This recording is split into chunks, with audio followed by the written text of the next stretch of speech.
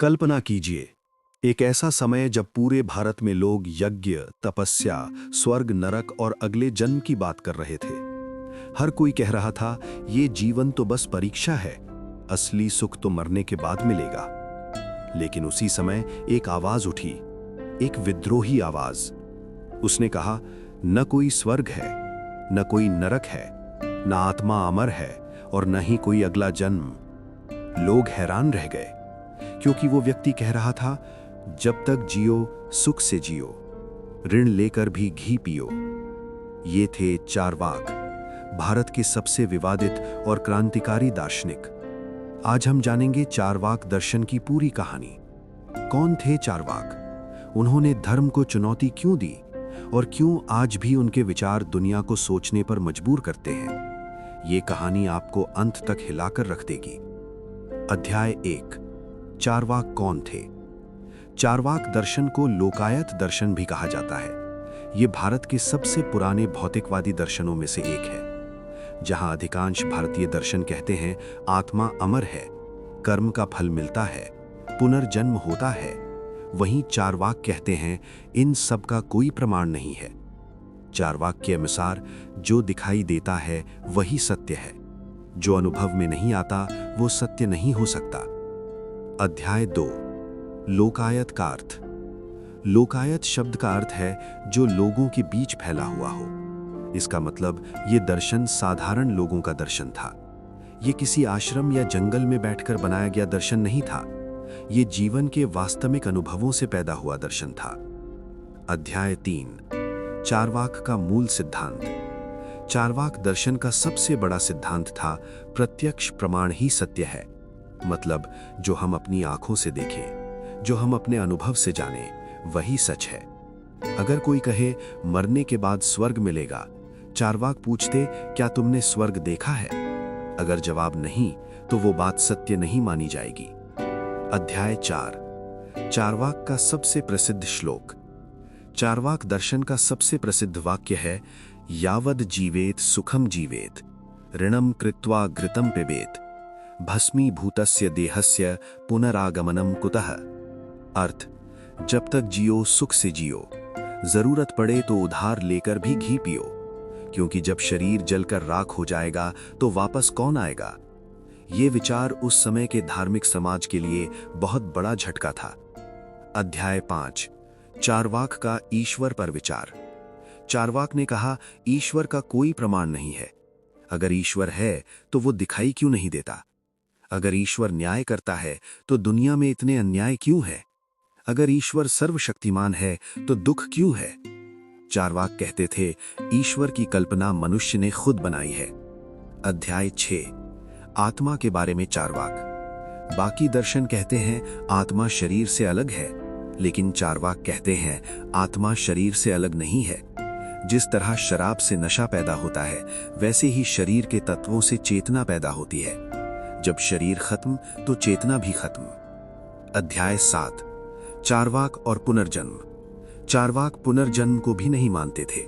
उनका सवाल था, अगर पुनर्जन्म होता है तो किसी को अपने पिछले जन्म की याद क्यों नहीं? अगर कर्म का फल अगले जन्म में मिलता है तो वर्तमान जीवन में अन्याय क्यों दिखाई देता है? अध्याय 8, चारवाक और वेद।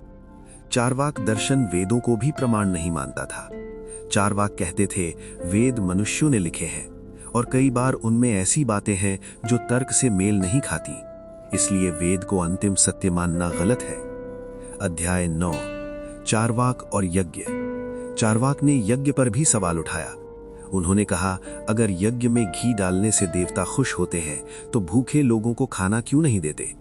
अगर यज्ञ से स्वर्ग मिलता है तो जो लोग यज्ञ कराते हैं वो खुद स्वर्ग क्यों नहीं चले जाते? अध्याय 10, चारवाक का समाज पर प्रभाव। चारवाक दर्शन ने समाज में तर्क और प्रश्न करने की परंपरा शुरू की। उन्होंने लोगों को सिखाया, अंधविश्वास मत करो, हर बात को तर्क से समझो। अध्याय 11, चारवाक के विरोधी। चारवाक दर्शन को सबसे ज्यादा विरोध मिला वेदांतियों से, बौद्धों से, जैनों से, क्योंकि चारवाक ने उन सभी के सिद्धांतों को चुनौती दी थी। अध्याय 12, चारवाक दर्शन क्यों खो गया। आज चारवाक के मूल ग्रंथ नहीं मिलते, क्योंकि उनके विरोधियों ने उन्हें नष्ट कर दिया। जो जानकारी मिलती है वो उनके आलोचकों की किताबों से मिलती है।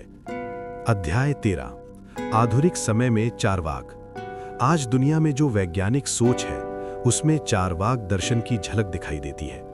आज विज्ञान भी कहता है बिना प्रमाण किसी बात को सच मत मानो। अध्याय 14 चारवाक का असली संदेश। चारवाक सिर्फ भोगवादी नहीं थे, उनका असली संदेश था जीवन को वास्तविकता में जियो, डर और भ्रम में मत जियो। अध्याय 15 क्या चारवाक गलत थे? ये सवाल आज भी चर्चा का विषय है। कुछ लोग कहते हैं चारवाक बहुत भौतिकवादी थे, कुछ कहते हैं उन्होंने समाज को तर्क की शक्ति दी। सच शायद इन दोनों के बीच है। चारवाक दर्शन हमें एक बहुत महत्वपूर्ण बात सिखाता है। सवाल पूछना गलत नहीं है।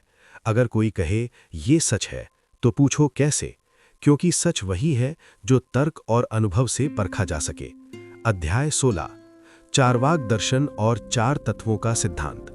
चारवाक दर्शन के अनुसार इस संसार की रचना केवल चार तत्वों से हुई है: पृथ्वी, जल, अग्नि, वायु। इन चार तत्वों के मेल से ही पूरा शरीर और संसार बना है। चारवाक कहते थे कि जब ये तत्व एक विशेष तरीके से मिलते हैं तो चेतना पैदा होती है। उदाहरण के लिए, जिस तरह पान, सुपारी और चूना अलग अलग रंग के होते हैं, लेकिन जब उन्हें मिलाया जाता है तो लाल रंग बन जाता है, उसी तरह शरीर के तत्व मिलकर चेतना पैदा करते हैं, और जब शरीर खत्म तो चेतना भी खत्म। अध्याय 17 चारवाक और तर्क की क्रांति। चारवाक दर्शन ने भारत में एक बहुत बड़ी चीज पैदा की: सवाल करने की हिम्मत। उस समय लोग गुरु या ग्रंथ की बात को अंतिम सत्य मान लेते थे, लेकिन चारवाक ने कहा अगर कोई बात तर्क के खिलाफ है तो उसे स्वीकार मत करो। इस सोच ने लोगों को स्वतंत्र विचार करने की शक्ति दी। अध्याय 18 चारवाक और सुख का सिद्धांत। बहुत लोग चारवाक को गलत समझते हैं। वे सोचते हैं चारवाक सिर्फ भोग और सुख की बात करते थे, लेकिन असल में चारवाक का मतलब था जीवन को व्यर्थ दुखों में मत गवाओ। उन्होंने कहा अगर कोई व्यक्ति केवल इस डर से जीवन का आनंद नहीं लेता कि अगले जन्म में पाप लगेगा, तो वो इस जीवन का भी नुकसान कर रहा है। अध्याय 19 चारवाक और धर्म के ठेकेदार। चारवाक ने समाज में मौजूद उन लोगों पर भी सवाल उठाए जो धर्म के नाम पर लोगों को डराते थे। उन्होंने कहा कुछ लोग स्वर्ग और नर्क की कहानियां बनाकर लोगों को डराते हैं ताकि वो उनकी बात माने। चारवाक के अनुसार डर के आधार पर बनाया गया धर्म सच्चा नहीं हो सकता। अध्याय 20 चारवाक और वैज्ञानिक सोच। अगर गहराई से देखें तो चारवाक दर्शन में आज की वैज्ञानिक सोच की शुरुआत दिखाई देती है, क्योंकि चारवाक कहते थे बिना प्रमाण किसी बात को मत मानो, हर चीज को अनुभव से परखो, तर्क से समझो। आज विज्ञान भी यही कहता है, इसलिए कई विद्वान चारवाक को भारत का पहला वैज्ञानिक दार्शनिक मानते हैं। अध्याय 21 चारवाक और नैतिकता। लोग सोचते हैं कि अगर स्वर्ग और नर्क नहीं है तो नैतिकता कैसे बचेगी, लेकिन चारवाक कहते थे नैतिकता का आधार मनुष्य का समाज होना चाहिए, ना कि स्वर्ग का डर। अगर हम दूसरों को दुख देंगे तो समाज में अराजकता फैल जाएगी, इसलिए अच्छा व्यवहार करना समाज के लिए जरूरी है। अध्याय 22 चारवाक और स्वतंत्रता। चारवाक दर्शन का एक बहुत बड़ा संदेश था मानसिक स्वतंत्रता। चारवाक चाहते थे कि हर व्यक्ति खुद सोचे। किसी भी विचार को सिर्फ इसलिए स्वीकार मत करो क्योंकि वो पुराना है। अध्याय 23 चारवाक का दमन। इतना क्रांतिकारी विचार होने के कारण चारवाक दर्शन को बहुत विरोध झेलना पड़ा। कई धार्मिक परंपराओं ने इसे खतरनाक विचार माना। धीरे धीरे चारवाक के ग्रंथ नष्ट कर दिए गए और उनके विचारों को दबा दिया गया। इसी कारण आज हमें चारवाक के बारे में बहुत कम जानकारी मिलती है। अध्याय 24 फिर भी चारवाक क्यों अमर हैं? भले ही चारवाक के ग्रंथ खो गए, लेकिन उनके विचार नहीं खोए। आज भी जब कोई व्यक्ति कहता है कि मैं बिना प्रमाण के किसी बात को नहीं मानूंगा, तो कहीं ना कहीं वो चारवाक की परंपरा को आगे बढ़ा रहा होता है। अध्याय 25 चारवाक और आधुनिक समाज। आज की दुनिया में विज्ञान, लोकतंत्र, स्वतंत्र सोच, इन सब में चारवाक के विचारों की झलक मिलती है। आज लोग सवाल पूछते हैं, तर्क करते हैं और सत्य को खोजने की कोशिश करते हैं। ये वही भावना है जिसे चारवाक ने हजारों साल पहले जगाया था। अंतिम संदेश। चारवाक दर्शन हमें ये सिखाता है, सत्य से मत डरो, प्रश्न पूछने से मत डरो, क्योंकि प्रश्न ही ज्ञान का पहला कदम है। तो दोस्तों, चारवाक एक नास्तिक थे या सच्चे दार्शनिक, ये फैसला आप खुद करें। लेकिन एक बात तय है, उन्होंने हमें सोचने की आज़ादी दी। अगर आपको ये ज्ञान पसंद आया तो वीडियो को लाइक करें और चैनल को सब्सक्राइब ज़रूर करें, क्योंकि अगले भाग में हम बताएंगे भारत के 6 महान दर्शनों की सबसे रहस्यमयी लड़ाई। और यकीन मानिए, वो कहानी चारवाक से भी ज़्यादा चौंकाने वाली है। अगर आपको ये अद्भुत दर्शन समझ में आया तो वीडियो को लाइक करें और चैनल को सब्सक्राइब ज़रूर करें, क्योंकि अगले वीडियो में हम बताएंगे भारतीय दर्शन का सबसे रहस्यमयी मुकाबला, चारवाक बनाम वेदांत। और यकीन मानिए, ये विचारों की ऐसी लड़ाई है जो आपके सोचने का तरीका बदल देगी।